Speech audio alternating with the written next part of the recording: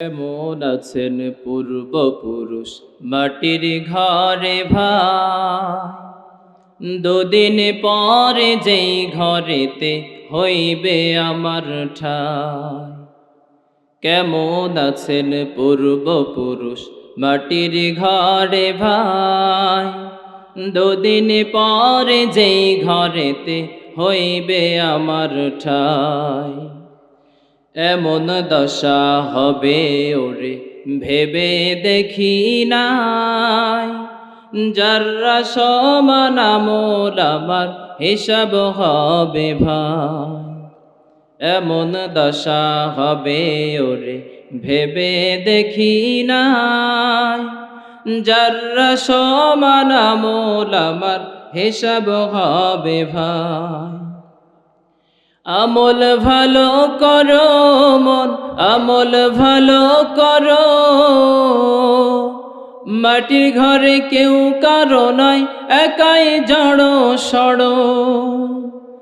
আমল ভালো করো মন, আমল ভালো করো, মাটির ঘরে কেউ কারো নাই, একাই জড়ো সড়ো। কখন জানি ডাক আসে রে, নাই রে জানা নাই, নাই রে জানা নাই।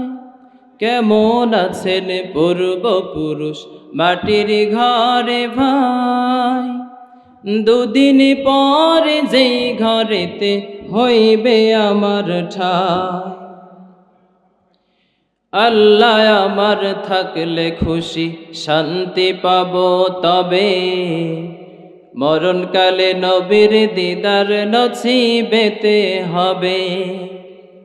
আল্লাহ আমার থাকলে খুশি শান্তি পাবো তবে, মরণকালে নবীর দিদার নসিবেতে হবে। যাবার আগে ঘরের মালিক রবকে যেন পায়, রবকে যেন পায়। কেমন আছেন পূর্বপুরুষ মাটির ঘরে ভাই, দুদিন পরে যেই ঘরেতে হইবে আমার ঠাই। আলহামদুলিল্লাহ, সে মহান রব্বুল আলামিনের দরবারে শুকরিয়া আদায় করছি যে মহান আল্লাহ তাআলা আমাদেরকে সুস্থতার সাথে তাফসীরুল কোরআন মাহফিলে আসার তৌফিক দান করেছেন। এজন্য সকলে মিলে শুকরিয়া আদায় করছি, সকলে বলছি আলহামদুলিল্লাহ। সেই নবীর প্রতি লাখ কোটি দরুদ ও সালাম পেশ করছি, সকলে বলছি সাল্লাল্লাহু আলাইহি ওয়াসাল্লাম। আলহামদুলিল্লাহ, আমি কোরআনুল কারীম থেকে ছোট্ট একটি আয়াত তেলাওয়াত করেছি। আল্লাহ তাআলা চাইলে এ ব্যাপারে সংক্ষিপ্তভাবে কিছু কথা বলবো। আল্লাহ তাআলা আমাদের সকলকে কবুলিয়াতের নিয়তে বলার এবং শোনার তৌফিক দান করুন, সকলে বলছি আল্লাহুম্মা আমিন। আল্লাহ তাআলা বলছেন, ইন্নামা ইয়াতাযাক্কারু উলুল আলবাব, উপদেশ তারাই গ্রহণ করে যারা বিবেক বুদ্ধিমান মানুষ, বিবেক বুদ্ধিমান ব্যক্তি। এই সমস্ত মানুষগুলাই উপদেশ গ্রহণ করে। বুদ্ধিমান হচ্ছে তারা, অথচ আমরা সবাই বুদ্ধিমান সাজি, আমরা মনে করি আমরা সবাই বুদ্ধিমান, কিন্তু না, আল্লাহ তাআলা বুদ্ধিমানদের কিছু সংজ্ঞা কোরআনুল কারীমের ভিতরে দিয়ে দিয়েছেন। আল্লাহ রাসূল সাল্লাল্লাহু আলাইহি ওয়াসাল্লাম হাদিসের ভিতরে বলছেন, বুদ্ধিমান চালাক তো সেই ব্যক্তি যে নিজে নিজে আত্মসমালোচনা করে এবং নিজের নফসকে নিয়ন্ত্রণ করে, সেই হচ্ছে বুদ্ধিমান ব্যক্তি। আসল বুদ্ধিমান তারা আল্লাহ তাআলার পাঠানো কিতাব, আল্লাহ রাসূল সাল্লাল্লাহু আলাইহি ওয়াসাল্লামের দেওয়া শিক্ষা দাওয়াত, এই দাওয়াত যারা গ্রহণ করেছিল, আজও যারা এই দাওয়াত গ্রহণ করে, এরাই হচ্ছে এই দুনিয়ার সব থেকে বুদ্ধিমান চালাক ব্যক্তি। আল্লাহ তাআলা বলছেন এদের ব্যাপারে, চালাকদের, বুদ্ধিমান ব্যক্তি যারা, এদের কিছু গুণ আল্লাহ তাআলা বর্ণনা করছেন।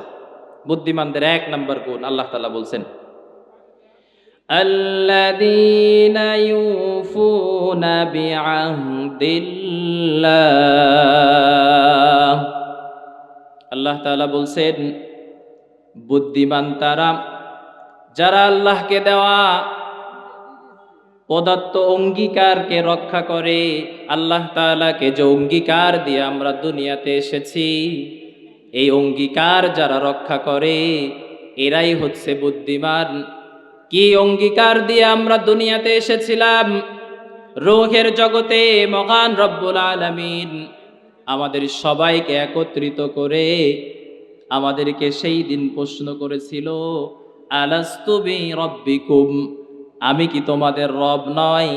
আমরা সেই দিন এক বাক্যে সবাই মিলে বলেছিলাম, ক্বালু বালা, অবশ্যই অবশ্যই আপনি আমাদের রব। আল্লাহ তাআলা আমাদেরকে দুনিয়াতে পাঠিয়েছেন। এই কথার উপরে আমরা কতটুকু প্রতিষ্ঠিত থাকতে পারি এটা দেখার জন্য, আমরা সত্যবাদী না মিথ্যাবাদী এটা দেখার জন্য, পরীক্ষা করার জন্য আল্লাহ তাআলা আমাদেরকে দুনিয়াতে পাঠিয়ে দিয়েছেন। আল্লাহ তাআলা বলছেন, আল্লাযী খালাকাল মাউতা ওয়াল হায়াতা লিয়াবলুয়াকুম আইয়ুকুম আহসানু আমালা ওয়া হুয়াল আজিজুল গফুর। আল্লাহ তাআলা বলছেন, আমি দুনিয়াতে মানুষের মৃত্যু এবং হায়াত দিয়ে দুনিয়াতে পাঠিয়েছি পরীক্ষা করার জন্য। সুতরাং আল্লাহ তাআলা, আমরা যে ওয়াদা আল্লাহ তাআলাকে দিয়েছিলাম, এই ওয়াদা কতটুকু রক্ষা করতে পারি এটার পরীক্ষা নেওয়ার জন্য আল্লাহ তাআলা আমাদেরকে দুনিয়াতে পাঠিয়েছেন। এজন্য আল্লাহ তাআলার অঙ্গীকার যদি আমরা রাখতে চাই তাহলে আমাদেরকে হারাম হালাল মেনে চলতে হবে, হালালগুলোকে গ্রহণ করতে হবে। রাসূল সাল্লাল্লাহু আলাইহি ওয়াসাল্লাম যেগুলোকে হারাম বলেছেন এই সমস্ত হারামগুলো আমাদেরকে ছেড়ে দিতে হবে। হারামের সাথে আমাদের সম্পর্ক রাখা যাবে না। আল্লাহ তাআলা আমাদের জন্য নামাজ ফরজ করে দিয়েছেন, আমাদেরকে নামাজ আদায় করতে হবে। রোজা ফরজ করে দিয়েছে, রমজানে রোজা পালন করতে হবে।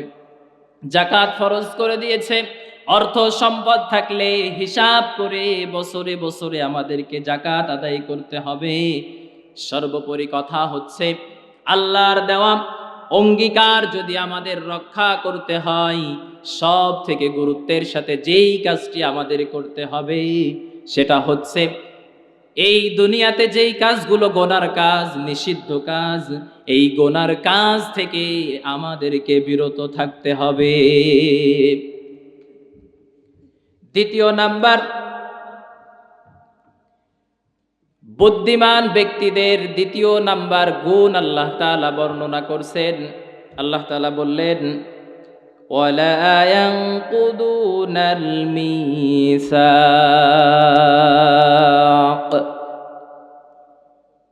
আল্লাহ তাআলা বলছেন, বুদ্ধিমান তারা ওই সমস্ত মানুষই হলো বুদ্ধিমান যারা কখনো অঙ্গীকার ভঙ্গ করে না। আমরা কতটুকু আল্লাহ তাআলার দেওয়া অঙ্গীকার রাখতে পেরেছি? আল্লাহ তাআলা আমাদের জন্য 5 ওয়াক্ত নামাজ ফরজ করেছিল, আমরা পড়তে পারছি না সঠিকভাবে।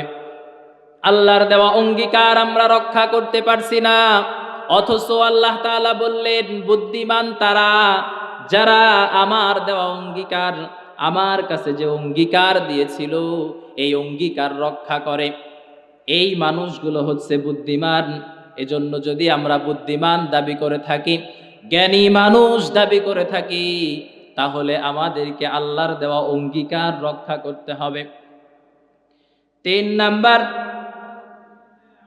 বুদ্ধিমানদের গুণ আল্লাহ তাআলা বলছেন, বুদ্ধিমান যারা হবে তাদের ভিতরে তৃতীয় নাম্বার গুণ থাকবে, والذين يصلون ما أمر الله به أن يوصل। আল্লাহ তাআলা যে রক্তের সম্পর্ক গড়ে দিয়েছেন, আত্মীয়তার সম্পর্ক গড়ে দিয়েছেন, এই আত্মীয়তার সম্পর্কগুলো আরো বেশি গভীর করতে হবে, আত্মীয়তার সম্পর্ক রক্ষা করতে হবে। রাসূল সাল্লাল্লাহু আলাইহি ওয়াসাল্লাম এ ব্যাপারে বলেন, কোনো ব্যক্তি যদি চিন্তা করে, কোনো ব্যক্তি যদি চায় ওই ব্যক্তির রিজিক বৃদ্ধি করতে, ওই ব্যক্তির হায়াত বৃদ্ধি করতে, ওই ব্যক্তি যেন বেছে বেছে তাদের আত্মীয়তার সম্পর্কগুলো আরো বেশি গভীর করে। অথচ দেখা যায় এই আত্মীয়তার সম্পর্কের জায়গা থেকে আমরা সব থেকে বেশি পিছিয়ে। আমাদের সমাজের মানুষ এই আত্মীয়তার সম্পর্ক, রক্তের সম্পর্কগুলো আজ বড় কঠিন হয়ে দাঁড়িয়েছে। এই রক্তের সম্পর্কগুলো আজ ঠিক নাই। বন্ধু বান্ধবের সাথে সম্পর্ক ভালো, পরের সাথে সম্পর্ক ভালো, অথচ নিজের আপন ভাই বোনের সাথে সম্পর্ক ভালো নয়। বোন যদি বাবা মায়ের সম্পদ বাবার বাড়ির থেকে বুঝ করে নিয়ে যায়, ওই মেয়ের যেন ভাইয়ের বাড়ির সম্পদ বাবার বাড়ির আত্মীয়তার সম্পর্কটা নষ্ট হয়ে যায়। কিন্তু আল্লাহ তাআলা বললেন যে আত্মীয়তার সম্পর্ক ঠিক রাখতে হবে। বুদ্ধিমান যারা হবে তাদের চতুর্থ নাম্বার গুণ থাকবে, আল্লাহ তাআলা বলছেন ওয়ায়াখশাউনা রাব্বাহুম। চতুর্থ নাম্বার গুণ হলো ওই সমস্ত মানুষগুলা তাদের রবকে ভয় করবে, তাকওয়া অর্জন করবে। হযরত ওমর রাদিয়াল্লাহু তাআলা আনহুকে জিজ্ঞাসা করা হলো তাকওয়া কি, তাকওয়ার ব্যাপারে তাকে প্রশ্ন করা হলো। হযরত ওমর রাদিয়াল্লাহু তাআলা আনহু পাল্টা প্রশ্ন করলেন যে তুমি কোন সংকীর্ণ রাস্তা দিয়ে যাচ্ছ, যার দুই পাশে কাঁটাযুক্ত রাস্তা, এমন রাস্তা যখন তুমি অতিবাহিত হবে, তোমার গায়ে যদি পোশাক থাকে, এই পোশাক কেমন করে তুমি যাবে? বলা হলো এই সংকীর্ণ রাস্তা দিয়ে যখন আমরা যাব, আমাদের জুব্বাটা, আমাদের জামাটা, আমাদের কাপড়, আমাদের লুঙ্গিটা আমরা গুছিয়ে নিয়ে ছোট হয়ে সংকীর্ণভাবে ভীত স্বরে, ভীত মানুষের মতো আস্তে আস্তে হেঁটে আমরা রাস্তাটা অতিবাহিত করব। ওমর রাদিয়াল্লাহু তাআলা আনহু বললেন এটাই হচ্ছে তাকওয়া। এই দুনিয়াতে চলতে যে, এই চাকচিক্যময় দুনিয়াতে আমার আপনার সামনে, আমার আপনার পাশে, আমার আপনার সামনে পিছনে গোনার কাজ চারিদিকে ছড়িয়ে থাকবে, অথচ গোনার দিকে আমরা তাকাবো না। গোনার কাজকে পাশে রেখে দিয়ে আমরা ভালো ভালো কাজ করার জন্য ছুটে যাব। গোনার কাজ দেখলে ভয় পাবো, গোনার কাজ দেখলে মনে করতে হবে আমার রব আমাকে দেখছে। এই তাকওয়া ওই সমস্ত মানুষগুলা অর্জন করবে। পঞ্চম নাম্বার, আল্লাহ তাআলা বুদ্ধিমানদের গুণ বলছেন। পঞ্চম নাম্বার যে গুণ হবে, তারা কিয়ামতের ময়দানকে ভয় করবে, হিসাবের দিনকে ভয় করবে। এজন্য আমাদেরকে জীবনে যাই চলি না কেন, চলার পথে আমাদেরকে ভয় থাকতে হবে একমাত্র আল্লাহ তাআলার। হযরতে লুকমান আলাইহিস সালাম তার সন্তানকে ডেকে বললেন, ও আমার সন্তান, তুমি তওবা করতে দেরি করো না, কারণ মৃত্যুটা তোমাকে বলে আসবে না, মৃত্যু হঠাৎ চলে আসবে। এই জন্য তুমি তওবা করতে দেরি করবে না, আল্লাহকে ভয় করবে। সুতরাং বুদ্ধিমানদের গুণের অন্যতম গুণ হচ্ছে তারা যাই করুক না কেন কঠিন বিচারের দিনকে ভয় করবে। তারা চিন্তা করবে আমি মৃত্যুবরণ করার সাথে সাথে আমার রবের সামনে আমাকে দাঁড়াতে হবে।